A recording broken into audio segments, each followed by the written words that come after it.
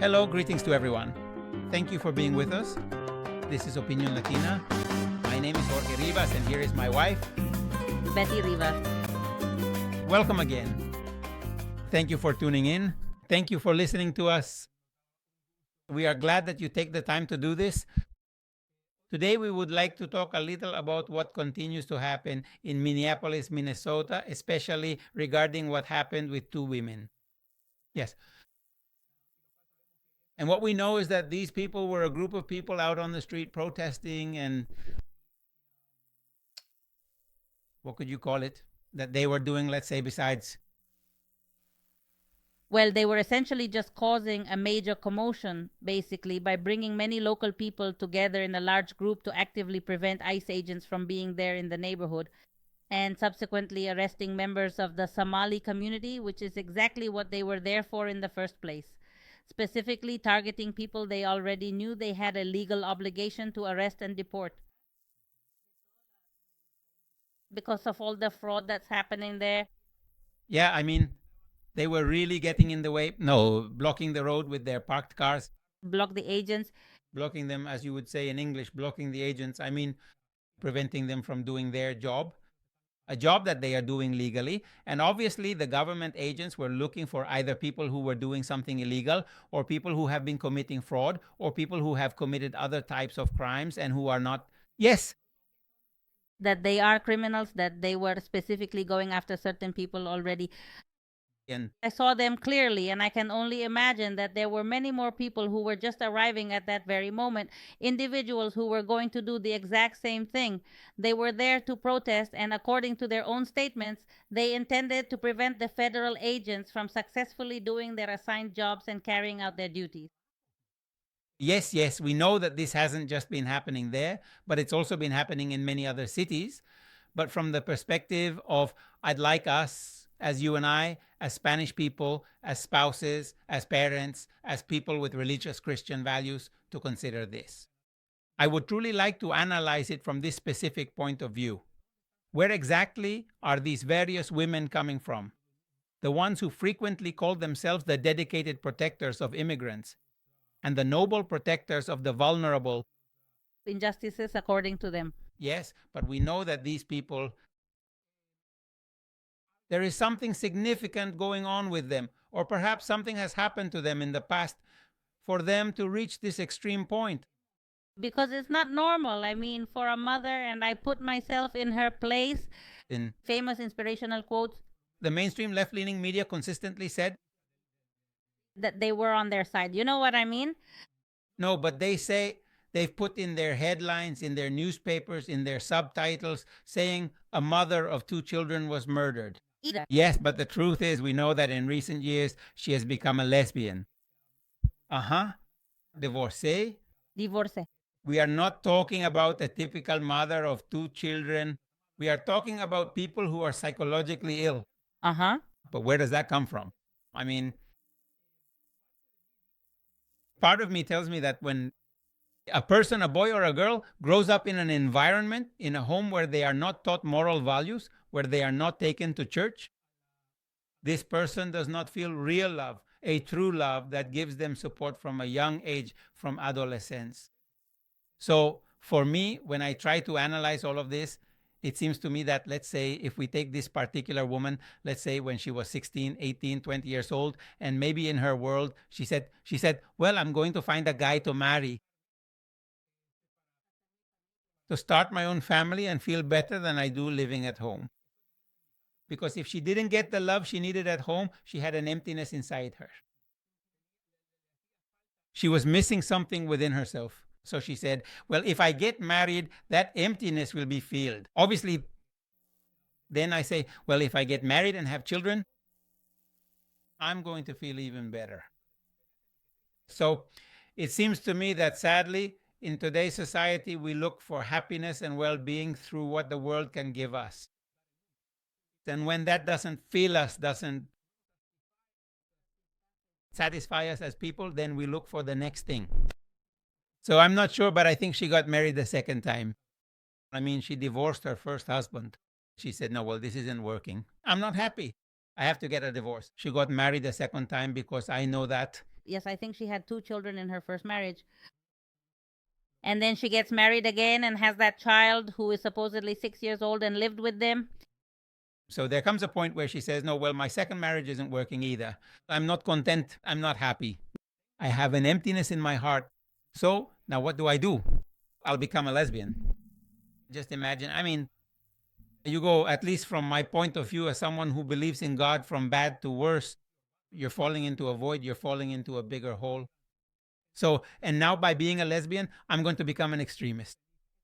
I mean, I am thinking about those moments where I'm actually going to act all butch, carefully put on my heavy work boots, and then go out there and stand up tall in front of 5 or 10,000 people who are watching me.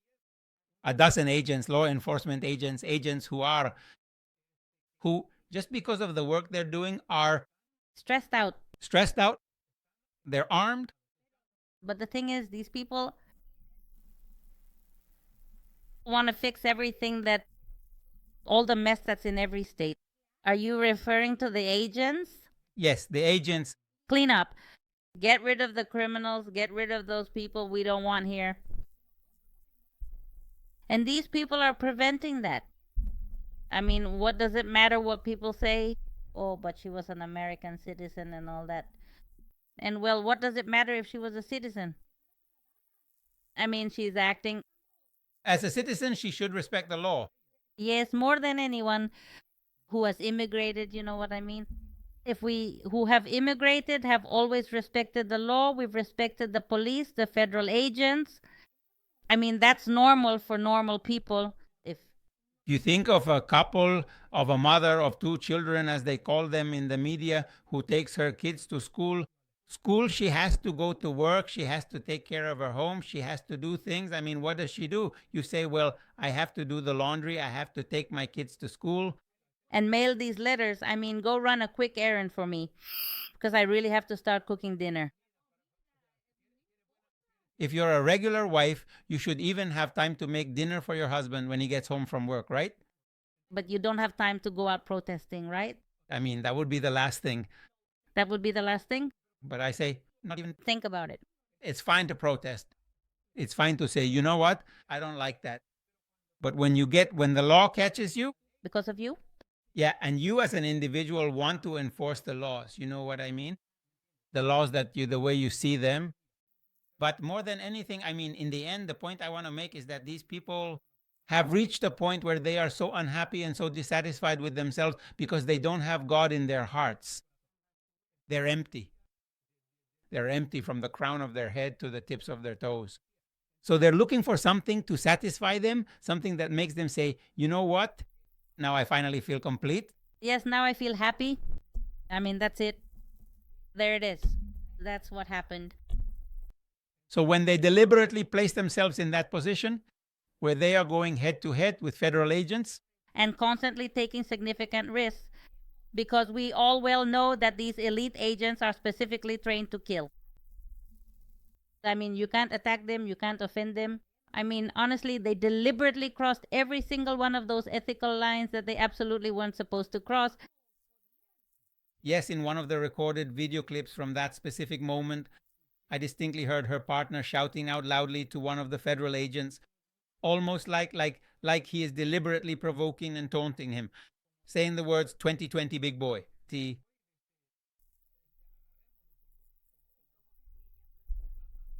strong man? Yeah, like challenging him. His expression? Defiant. Defiant, yes.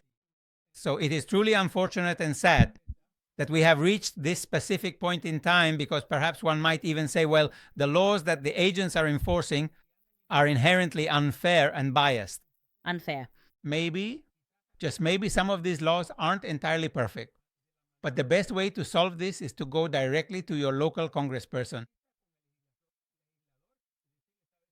These laws are unfair. We need to change the laws. We need to modify them. There are things that need to be done, but not like this, not in this way. I mean, also, how do they expect to get rid of criminals, rapists, people committing fraud, people stealing from the government? If it's not done this way, then how? It's similar to what Bukele did. Yes. It's similar to what Bukele did. What did Bukele do? He went door to door. He said it 1,000 times, and you and I saw it live and in person a couple of months ago. We were witnesses, Was and there we talked to people with a lot of people on the street vendors, on corners, in shopping centers, in the historic center. In the market, there are so many people in the market everywhere. Yes, that is exactly right. And the local people were truly happy and very content, primarily because they said they had absolutely never felt so safe in the country of El Salvador before. They mentioned that it had been many, many years since they could walk through their own neighborhood streets feeling this incredibly secure and peaceful. You know exactly what I mean by that, don't you? Now there's safety. There's business, people go out to sell. And then there's the library that's open 24 hours. I mean, can you believe that? No. There is no fear at all. And we went. I was telling a friend that we stayed at a hotel right in the historic center and that we went to check out the library. It's really beautiful, 7 stories tall, and we visited 4 floors. I don't remember where we were going after that, but then we went back to the hotel, and at night, around midnight, we went to the library, and at 1 in the morning, but we asked the guy at the hotel, do you think it's safe for us to go? Because we were going to walk, it was really close by. And he said, oh, yes, of course, it's very safe. Go ahead, go. And I told my friend, and we went. I mean, at 1 in the morning, we were out there checking out the other 3 floors of the library that we hadn't seen yet and walking around. And there were lots of people inside the library and people walking on the street. Yeah. Yeah, or I mean, how did you end up doing that? it's a simple concept where you say, if you're a criminal, you don't deserve to be out on the streets. I mean, if you're a career criminal, like many of the criminals in El Salvador, you deserve to be in prison. And that's what the president has done. It's just that sadly, here in the United States, I think what they call racism is used a lot, or discrimination. I mean, I honestly think it's not just the media in general. It is these large mainstream media organizations that were once considered quite good, but now just disseminate misinformation and fabricated news stories. They constantly promote the dangerous narrative that if you put someone in jail, it is because you are being racist or because you are a criminal yourself or other similar things like that. But let's say in El Salvador that doesn't exist, where people say, you're racist, you're a bad person. What exists is simply that you're a good person, you have good morals, or you're a criminal, or you're a wrongdoer. Either you belong to a family out on the street doing business, living your life, or you belong in jail, meaning that's where you'll be locked up and treated like a criminal. As a criminal. To me, it seems like it is alarming how they have not only brainwashed and manipulated these disturbed individuals like these women, making them believe they must become radicalized guerrilla fighters. No. And to be clear, we are not talking about rural guerrillas in the countryside, but rather organized urban guerrillas in the city. Urban, right? And sadly, even normal people who were born here of Anglo-Saxon descent, in other words, what we Hispanics call gringos, I think many of them have also been brainwashed into thinking you have to accept whatever you're told, because if you don't, they'll label you as a racist. So when they fall into that group, it's like they don't have the courage to say, no, you know what? What's happening is wrong. What's happening is bad. And a lot of people don't have the courage or the will to say, no, we have to tell the truth, to say what's really happening, because it's not good for society. It's not good for our children. It's not good for the future of this country. That's right. So here at our organization, Opinión Latina, we are 100% in full support of enforcing. Is that exactly how you would say it? Or what is the correct way to put it? I am just trying to find the right words here. Enforcing. Yes, what they call in English law and order. In other words, if there are laws, they have to be enforced. Yes, and we support them. We stand firmly with the federal agents, fully and completely, with 100% of our hearts. I mean, what happened there, it absolutely wasn't their responsibility or their doing. Even though the various leftist media channels, they just keep saying and repeatedly broadcasting their narrative. I was personally commenting on a lot of them and sharing the truth. People attacking me, telling me that, oh, I wish. Her death is tragic. Yes, of course it's sad. I mean, We don't want to sound like we're people who enjoy someone dying. Of course not. No, of course not. I mean, we are. But but she brought it on herself. yes, I mean, if this woman had been at home taking care of her children, doing what she should, reading the Bible, reading stories to her kids, and going, Just not being there. I mean, wherever she was doing whatever nonsense with her friend or shopping at, wherever, or on the phone watching gossip, whatever you want, but not there. I mean, she had no business being there. And a lot of people also said that they did that because they got paid for it. it's possible. I mean, I've never met anyone because I don't live in that world, but I wouldn't doubt that there's so much money floating around. Yes, but remember a few months ago there was a big protest when. What was the name of the protest that took place? Yes, right nearby in New York. Lion. And there were so many elderly people, and a friend of mine who lives in Tucson told me, "Do you know how much they're paying those people?" Because I told him that you were saying where they got all these people and many elderly people out there in the sun. That is older, over 70 years old. This one. And he tells me $300 per person per person to go and protest. And they give them their little signs, go away. $300 from, I do not know how many hours they were there. 3 hours. About 3 hours, $100 an hour.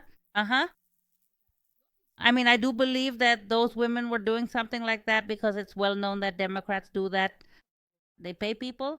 I heard in a comment during an interview that there in Minneapolis, there is at least one, what they call a charter school, which was a training center for radical people, where they taught them how to protest, how to behave, how to connect with people from other cities to make the groups bigger. So sadly, you know what? Speaking of sadness, a lot of these people are so ignorant that they've never been to another poor country, to a country with violence. So they don't understand, they don't appreciate what they have here in the United States. I mean, they have it so good, so nice, so comfortable, so wonderful, everything at their fingertips, that they're so foolish, they don't appreciate what they have. I mean, it's a shame for us, you and me. As immigrants, as people who work hard every day, we know, and I especially, having immigrated from El Salvador during the Civil War, I know how good, how valuable, how amazing the United States is. And maybe that's what gives me more drive, more. It motivates me even more to open my mouth and really say what I feel, because I think that there are people who might want to say it, but they're not afraid. But here on Opinión Latina, thank God, with God's blessing and protection, we're going to say things as they are. We're going to say them without offending anyone, of course, but to truly express what we feel, because it's necessary that the opinion, it is about what we feel deep inside, what our fellow Latinos tell us every single day, and what we talk about with them at work during our breaks, etc., just to be able to share it with the world. And so for us, it's not just those two brave women, but truly anyone who takes the precious time to go out and protest, to go make a loud mess, break heavy windows, or even burn cars in the street to be heard. To assault other people, to attack officers, police, law enforcement agents. I mean, they don't let them do their job. We are 100% against all of this. We completely condemn it and give our full support to all the officers, to law enforcement, to the people upholding the law, and to the Trump administration for having the guts to do what's right. Many thanks to all the officers. Our regards to them. Our blessings. Pray for them, because we need to pray for all those people who risk their lives every day so that we can live comfortably, so that our grandchildren can continue living in a country with order and law. And may all these people come to an end who came in with the Biden administration, the criminals. So my advice, especially for young couples or couples with young children, is to please take them to church. Please give them a Christian education. Give them love. Time. Love and time. Quality. Sincere. A love that comes from God, a love that comes from the Father. They really care, because if we don't do that, the result is seeing those people those kinds of people who end up that way, maybe not so much because they chose it themselves, but because it was given to them, because they didn't have another option, or they didn't believe. They didn't have support, they didn't have love, support, and well, that love, unconditional support. It's so important. Please, that's my advice to everyone. May God bless you, and don't forget. And please don't forget to give us a like, subscribe, and share. Thank you very much. Greetings to everyone, and may God bless you.